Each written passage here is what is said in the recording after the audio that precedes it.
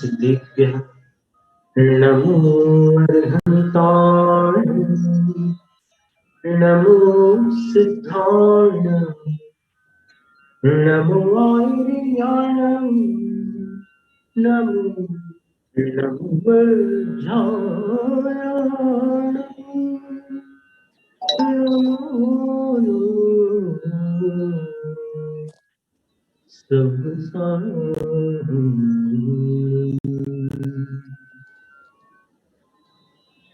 भक्तामर प्रणतमौलिमणिप्रभाणा मुद्योतकन्दलितपापतमोवितानम् सम्यक् प्रणम्य जिनपादयुगं युगादा वालम्बनं भवजले पतताञ्जनानाम् यः संस्तुतः सकलवाङ्मयतत्त्वबोधा दुद्भूतबुद्धिपटुभिः सुरलोकनाथैः स्तोत्रैर्जगत्त्रतयचित्तहरैरुदारैः स्तोष्ये किलाहमपि तं प्रथमं जिनेन्द्रम्।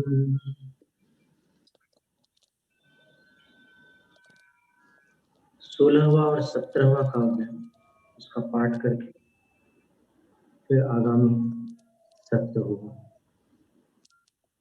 निर्धूमवर्तिरपवर जिततैलपूरः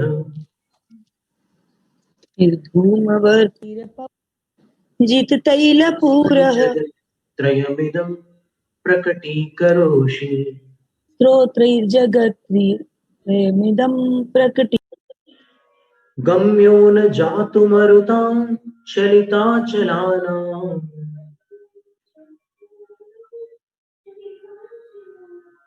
दीपोपरस्त्वमसि नाथ जगत्प्रकाशः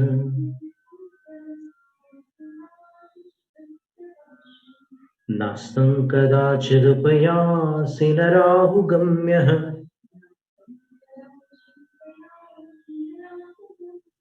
स्पष्टीकरोषि सहसा युगपज्जगन्ति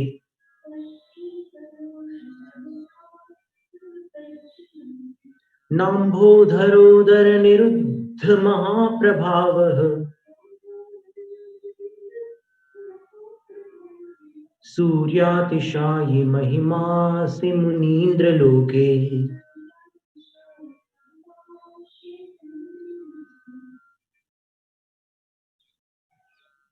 18वां काव्य नित्योदयं दलित मोह महांधकार नित्योदयंद अंदर वाला उच्चारण जो था नित्योदयं दलित मोह महांधकार गम्यन्न राहुवदनस्य न वारिदाना। दलित शब्द एक बार पहले आ चुका है। उद्योतकं दलित पाप तमोवितान नित्योदयं दलित मोह महांधकार गम्यन्न राहुवदनस्य न वारिदान। गम्यन्न अन्न जैसा उच्चारण गम्यन्न राहुवदनस्य न वारिदाना। विभ्राजते तव मुखाब्ज मनल्पकान्ति विद्योतयज्जगदपूर्व शशांक बिंबम। ऐसा उच्चारण नित्योदयं दलितमोह महांधकारं गम्यन्न राहुवदनस्य न वारिदानाम् विभ्राजते तव मुखाब्जमनल्पकान्ति विद्योतयज्जगदपूर्व शशांक बिंबम। अब आप दोहराएंगे नित्योदयं दलितमोह महांधकारं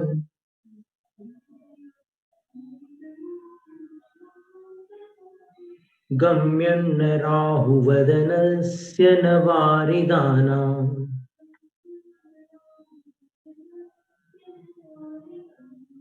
विभ्राजते तव मुखाब्जमनल्पकान्ति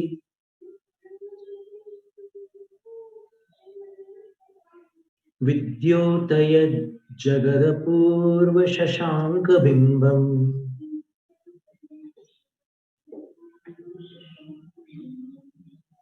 तो हे आदिश्वर प्रभु, आचार्य मानतुम स्वामी कह रहे हैं, तव मुखाब्जम, आपका मुख रूपी कमल, ये रूपक अलंकार है, तो आपका मुख रूपी कमल, कमल जैसा मुख अगर बोलते तो उपमा अलंकार होते, लेकिन यहाँ मुख रूपी कमल, तो तव मुखाब्जम, आपका मुख रूपी कमल, नित्योदयम, नित्य ही उदित रहता है, हमेशा खिला रहता है, कभी निमीलित नहीं होता, आपका मुख कमल कभी बंद नहीं होता। मुख यानी ये माउथ नहीं, पूरा मुखड़ा।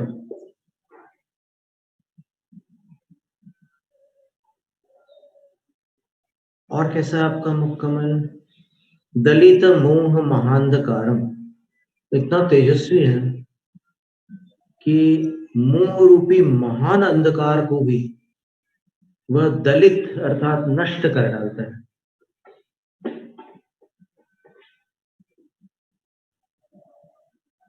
दल का अर्थ टुकड़ा होता है, दल का अर्थ समूह भी होता है, लेकिन जैसे द्विदल, जिसमें से दो फाड़ हो जाते हैं, उसको द्विदल कहते हैं। ऐसे अनाज, जैसे चने की दाल है, ऐसे दो भाग निकलते हैं चने में से। मूंग की दाल है, उड़द की दाल है, मसूर की दाल है, मोठ है, ये सब द्विदल कहलाते हैं। तो दलित मोह महांधकार, मोह रूपी महांधकार को विभाजित करने वाले, खंडित करने वाले भगवान के मुखड़े की चर्चा है। कैसा है भगवान का मुखड़ा? मुख रूपी कमल, अब्ज, अप पानी का वाचक है, और उसमें ज लगा दे तो कमल का वाचक हो जाता है। जल ज, नौवे काव्य में आया था पद्मानी,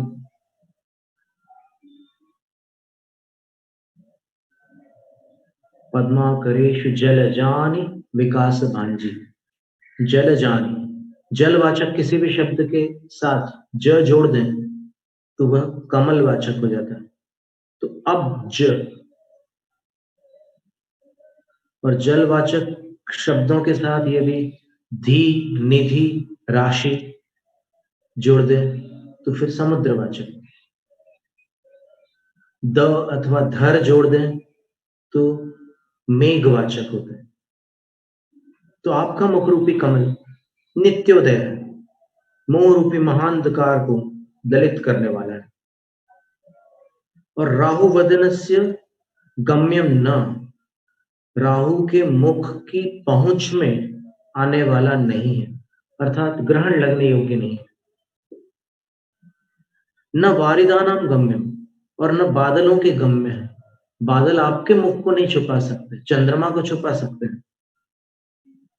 और अनल्प कांति, अल्प कांति नहीं है। चंद्रमा जो है अल्प कांति है, और आपका मुख जो है महाकांति है। और जगत विद्योतयत, संपूर्ण जगत को उद्योतित करने वाला, प्रकाशित करने वाला आपका मुख है। तो जब ऐसा है आपका मुख, तो अपूर्व शशांक बिंबम विभ्राजते, यहाँ जो पूर्वमेव विद्यमान चंद्रमा है, वह चंद्रबिंब नित्योदय नहीं है, अर्थात उसका उदय भी होता है, अस्त भी होता है। वह दलित मोह महांधकार नहीं है, क्योंकि वो रात्रि के अंधकार को भी पूर्णतः समाप्त नहीं कर सकता। चंद्रमा प्रकाश फैलाता है, बस इतना जरूर है। और राहु वदनस्य न गम्यम, आपका मुख कमल राहु के मुख के गम्य नहीं है, लेकिन चंद्रमा जो है उसको राहु ग्रस लेता है, अर्थात उस पर ग्रहण लग जाता है, चंद्र ग्रहण।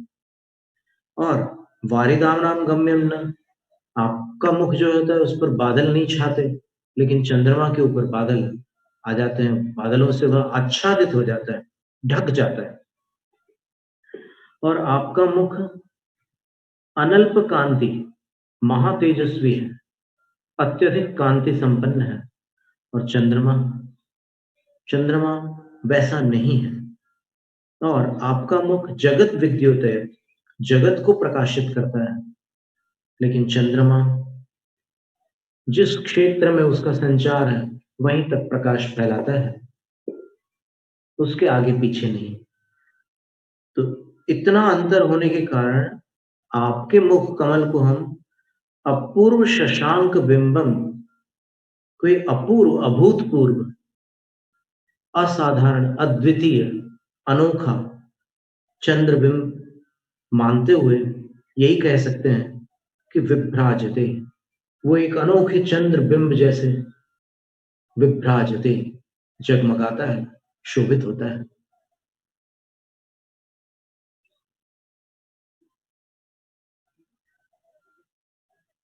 अब यहाँ पर एक प्रश्न आएगा कि मिथ्यात्व के अंधकार, महामोह मिथ्यात्व को कहते हैं, महामोह का जो अंधकार है उसको भगवान का मुख कैसे नष्ट करता है? तो इसमें अपन दो दृष्टियां लगा सकते हैं। नियमसार ग्रंथ में आचार्य कुंद स्वामी ने तस्य मोहगद वयणम एक गाथा दी है। जिनेंद्र भगवान की वाणी उनके मुख से निकलती है, ऐसा उन्होंने कथन किया। और जैन शास्त्रों में ही अन्यत्र ऐसा वर्णन आता है कि भगवान के सर्वांग से दिव्य ध्वनि प्रकट होती है। तो दोनों मान्यताओं पर अपन एक बार दृष्टिपात करते हैं।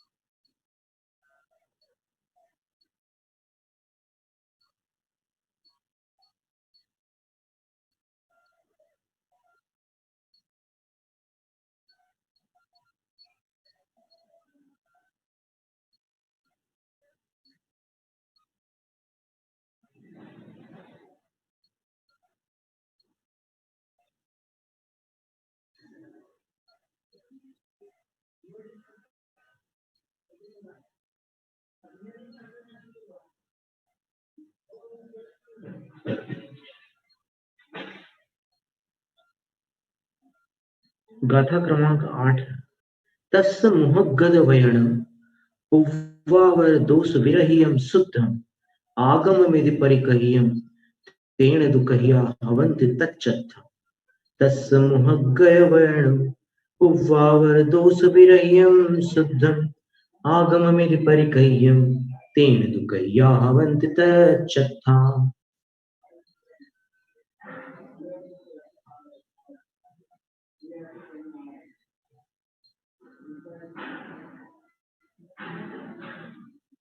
भगवान के मुख से निकले हुए जो वचन है वो पूर्वापर दोष से विरहित है, अर्थात अभी कुछ कह दे, बाद में कुछ और कह दे, अपनी बात अपनी ही बात से कट जाए, इन दोषों से रहित है और शुद्ध है।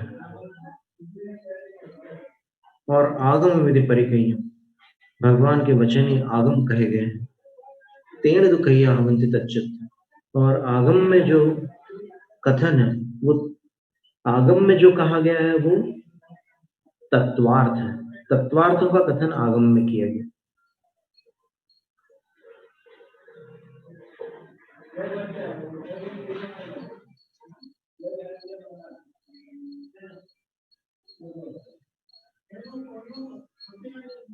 तो भगवान की जो वाणी है वो मिथ्यात्व के अंधकार को नष्ट करती है।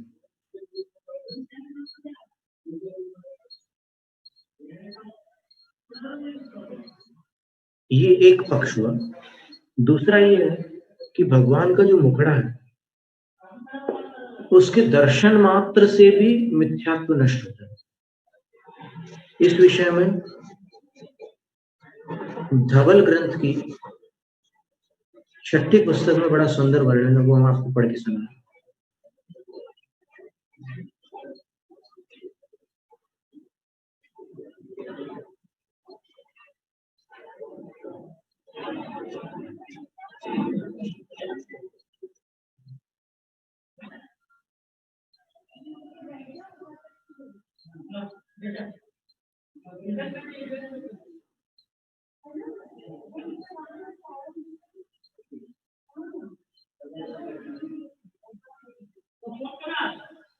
सम्मत उत्पादन कारणानि, सम्मत के उत्पन्न होने में जो कारण है, उस प्रकरण में आचार्य भूतबली, आप जानते हैं षटखंडागम की रचना आचार्य पुष्पदंत और आचार्य भूतबली, इन दो मुनिराजों ने की है। ये चूली का आचार्य भूतबली महाराज के द्वारा लिखित है। इसमें लिख रहा है 21वां सूत्र है, तिरिक्खा मिच्छा इट्ठी कदी कारणे पढ़म सम्मत उत्पादयन्ति, मिथ्या दृष्टि तिर्यंच अर्थात पशु पक्षी, ये कितने कारणों से सम्यक्त को उत्पन्न कर सकते हैं। पुव्विल्ल सुप्ते पंचेन्द्रिय तिरिक्खेषु पढ़म सम्मतस्य उत्पत्तिये निश्चिदाये उत्पत्ति कारणाणं संखा पुच्छा अणेन कदम। पूर्व सूत्रों में बतलाया कि पंचेंद्रिय तिर्यंचों में प्रथम सम्यक्त की उत्पत्ति में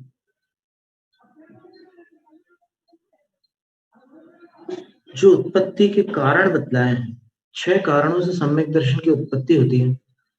तो उन कारणों में से 6 में से कितने कारण तिर्यंच गति में पाए जाते हैं जिनसे सम्यक दर्शन उत्पन्न हो जाता है। तो उसका उत्तर 22वें सूत्र में आचार्य दे रहे हैं, ति कारणी परम सम्मत उत्पादयन्ति केन जायसर केन सोण केन जिण बिंबन दट्ठूण। 3 कारणों से जानवर और पक्षी सम्यक दर्शन को उत्पन्न कर सकते हैं कि कुछ तिर्यंच वो जलचर भी हो सकते हैं, स्थलचर भी हो सकते हैं और नभश्चर भी हो सकते हैं। तीनों प्रकार के तिर्यंच हो सकते हैं, लेकिन सैनी पंचेंद्रिय तिर्यंचों की बात है, वे जायसरा जाति स्मरणार्थ पूर्व भोग के स्मरण से सम्यक दृष्टि बन सकते हैं। कुछ तिर्यंच कई सोण, और कुछ तिर्यंच ऐसे होते हैं जो गुरुओं के मुख से धर्म का उपदेश सुनकर के सम्यक दृष्टि बन सकते हैं, बन जाते हैं। जैसे अपन ने पौराणिक कथानकों में देखा है कि पार्श्वनाथ भगवान का जो जीव था वह वज्र घोष हाथी की पर्याय में अरविंद मुनिराज के उपदेश से सम्यक दृष्टि बन गया था और अणुव्रतों को भी उसने अंगीकार कर लिया था। महावीर स्वामी के जीव ने सिंह की पर्याय में चारण मुनि युगल के उपदेश को सुनकर सम्यक दर्शन प्राप्त किया था, अणुव्रत भी धारण किए थे। ऐसे अनेक उदाहरण मिलते हैं शास्त्रों में। तो एक कारण तो था पूर्व भोग का स्मरण होने से उनको सम्यक दर्शन हो जाता है।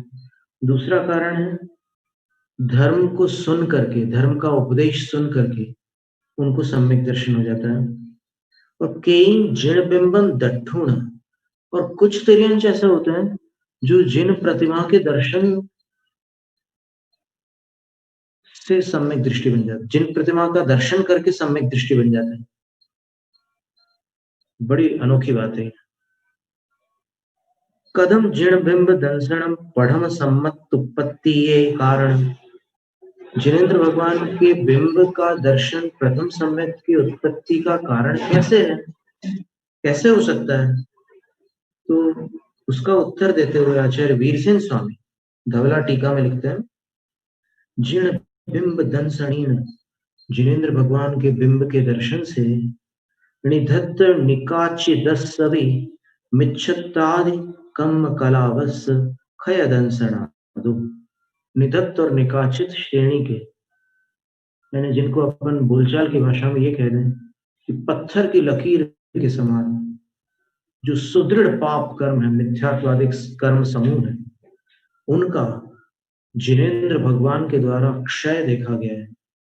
जिनेंद्र प्रतिमा के दर्शन से जानवरों के अंदर ऐसा परिवर्तन आता है, उनके भावों में इतना हलचली हो जाती है कि उस प्रभाव से, दर्शन के प्रभाव से उनके मिथ्यात्वादिक कर्म क्षय को प्राप्त हो जाता है। ऐसा जिनेंद्र भगवान ने देखा है। तथा चोक्तम, ऐसा कहा भी गया है, दर्शनेन जिनेन्द्राणाम पाप संघात कुंजरम शतधा भेद मायाति गिरिर्वज्र हतो यथा। जैसे पहाड़ के ऊपर विद्युत पात, जिसको वज्रपात कहते हैं, गाज गिरती है, बिजली गिरती है, तो चट्टानों के सैकड़ों टुकड़े हो जाते हैं। ठीक इसी प्रकार जब पशु पक्षी भी जिन प्रतिमा के दर्शन करते हैं, तब उनका पाप समूह जो हाथी के समान विशाल है, वो जिन दर्शन से सैकड़ों टुकड़ों में विभाजित हो जाता है और वो सम्यक दृष्टि बन जाते हैं। दलित मोह महांधकारो तव मुखाब्जम, आपका मुख कमल मोह रूपी महांधकार को, मिथ्यात्व के अंधकार को नष्ट कर डालता है। बहुत बड़ी बात है। बस वो दर्शन दर्शन हो, ऐसा नहीं कि आप बाहर किसी को इंतजार पर छोड़कर उसको कह करके आओ कि आता हूँ 2 मिनट में दर्शन करके आता हूँ। 2 मिनट वाले का बात नहीं है। धवला की 13वीं पुस्तक में लिखा है कि जब भी भगवान की वंदना के लिए जाते हो तो आधा हीनम, आत्माधीन होकर के जाओ, पराधीन होकर के मत जाओ। पराधीन होकर के जाओगे तो फिर मन वहां अटका रहेगा, और अटका हुआ मन स्थिर नहीं होता। वो दर्शन करते समय भी भटक कर वहीं जाता है जहां अटका है। इसलिए स्वाधीन होकर के आइए और फिर तुरंत अपने जो स्मृति है उसका यहाँ पर प्रयोग मत करने लगो। आपने जो जो कंठस्थ किया है उसको मुख से उन पाठों को उच्चारित करना प्रारंभ तत्काल मत करो। भगवान के दर्शन तो कर लो अच्छे से,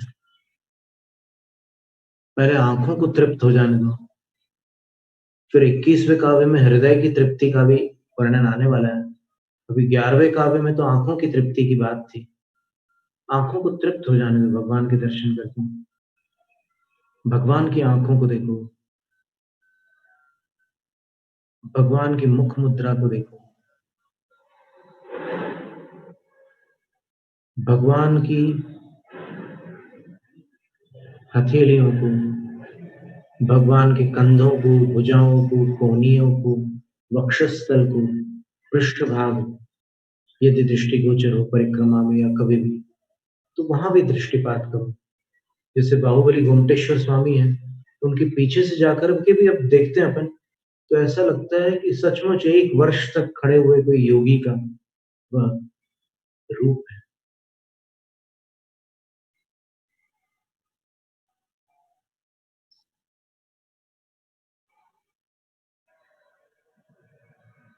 उनकी हथेलियों की मुद्रा को देखो, उनके चरणों को, घुटनों को और नीचे वाले हिस्से को, उनकी उंगलियों को, सबको देखो। फिर ये अलग अलग देखने के बाद अखंड रूप में देखो, संपूर्ण छवि को देखो। फिर भगवान के मुख को देखो,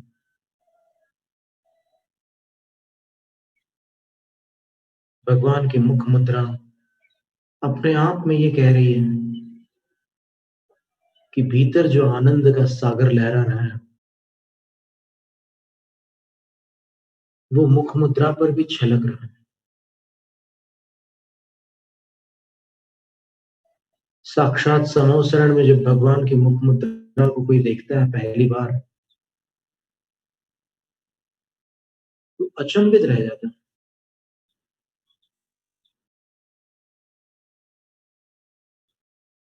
उसका चिरकालीन शोक, उसका चिरकालीन खेद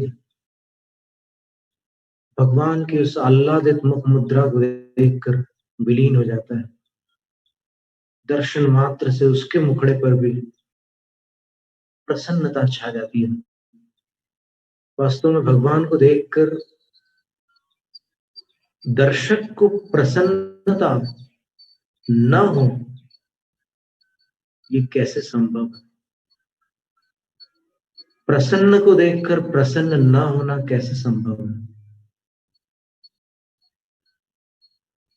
दलित मुंह महाअंधकार, मिथ्यात्व का महान अंधकार भगवान का मुखड़ा नष्ट कर डालता है। तो आचार्य मानतुंग स्वामी ने कितना सुंदर स्तवन किया है कि वो नित्य उदित रहता है, कभी डूबता नहीं भगवान का मुख। चंद्रमा का बिंब तो डूब जाता है, ग्रहण नहीं लग सकता, घाती कर्म का क्षय कर चुके हैं, तो राग द्वेष भगवान को कैसे ग्रस्त सकते हैं?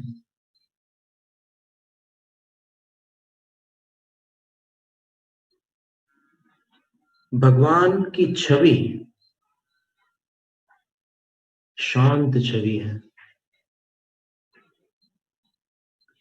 बादल भी भगवान के मुख को ढांक नहीं सकते, कर्मों के बादल,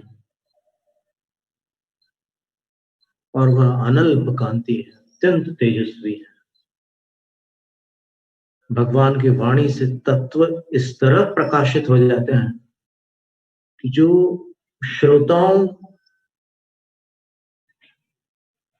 के लिए अमृत हो जाता है। उनका उपदेश श्रोताओं के लिए अमृत बन जाता है और अमरत्व तक ले जाता है। अमृत का काम ही है अमरत्व प्रदान करना। कल्याण मंदिर स्तोत्र में आचार्य कुमुद चंद्र स्वामी ने दिव्य ध्वनि का इसी रूप में वर्णन किया कि दिव्य ध्वनि सुनने वाले पीत्वा यतः परम सम्मद संग भाजो, वो उस दिव्य ध्वनि को अमृत के समान जब पीते हैं तो वो हमेशा के लिए अमर बन जाते हैं। इसलिए आपकी दिव्य ध्वनि सचमुच अमृत है। देवलोग जो अमृत पीते हैं वो लंबे समय तक उनको भूख प्यास से मुक्त रखता है, वो अमृत। लेकिन फिर पुनः जब उनको भूख लगती है तो मन में स्मरण करते हैं कि आज कुछ भूख सी लग रही है, अमृत का स्मरण करते तो गले में अमृत झर जाता है। मानस आहार होता है देवों का, मानसिक स्मृति मात्र से उनका कंठ आप्लावित हो जाता है, भीग जाता है अमृत से और वो तृप्त हो जाते हैं। लेकिन ऐसा नहीं है कि देवों को कभी पुनः भूख न लगे। यहाँ पर दिव्य ध्वनि को पीने वाले जो होते हैं वो जब सिद्धत्व को प्राप्त कर लेते हैं तो क्षुधा तृषा आदि सर्व दोषों से मुक्त होकर हमेशा के लिए अमर बन जाते हैं, तृप्त हो जाते हैं।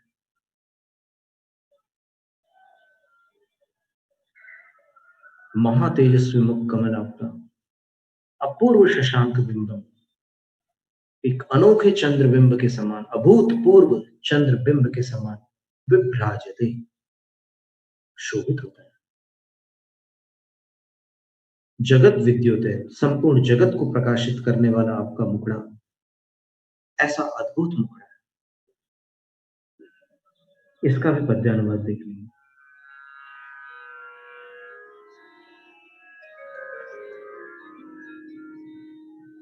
उदित रहे नित और करे जो मिथ्यात्म का सहज विनाश, राहु न ग्रसता मेघ न ठकते, जिसे न जिसका मंद प्रकाश।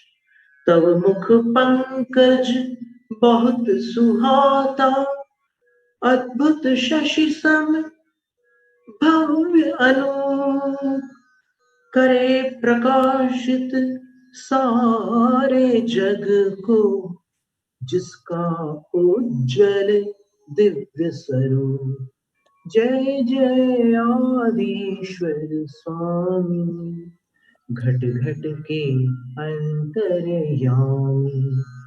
जय जय आदिश्वर स्वामी, शिवपथ गामी जगनामी। जैनम जय दुशासन।